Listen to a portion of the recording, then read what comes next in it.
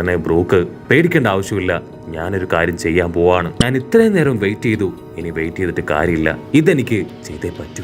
സോറോയും ഉസോപ്പും ഇപ്പൊ കണ്ണുമ ചിമ്മാതെ അവനെ തന്നെ നോക്കും. അവൻ കണ്ണുകൾ അടച്ച് കൈയൊക്കെ ചുരുട്ടി പൂമ്പാ ബൈ ബൈ ബാമ്പൂപ്പാ എന്ന് നിലവിളിച്ചു പറഞ്ഞ് അവന്റെ സോളിനെ പുറത്തേക്ക് എടുക്കുകയാണ്. ജോറോയും ഉസോപ്പും അവരതിശയിച്ച് ഇപ്പൊ അവന്റെ സോളിനെ നോക്കും. അവൻ പറയും, എനിക്ക് വളരെ സിമ്പിളായി പവർ ഉപയോഗിച്ച് ബോഡിയെയും സോളിനെയും സെപ്പറേറ്റ് ചെയ്യാൻ കഴിയും.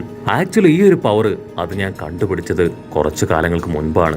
ഞാൻ ഒരുപാട് പാട്ടൊക്കെ പാടി ഒരുപാട് പേരുടെ കയ്യടിയൊക്കെ വാങ്ങിയെടുത്തു. പക്ഷെ ദിവസങ്ങൾ പോകുന്തോറും എന്റെ ഓഡിയൻസ് കുറഞ്ഞുകൊണ്ടേയിരുന്നു. പെർഫോമൻസ് പോരാ, സംഗതിയില്ല എന്നൊക്കെ പറഞ്ഞ് 100,000 കംപ്ലൈന്റ്സ്. അവന്റെ കൂടെ നടക്കുന്ന വില്ലന്മാര് പോലും അവനെ ഭീഷണിപ്പെടുത്തി.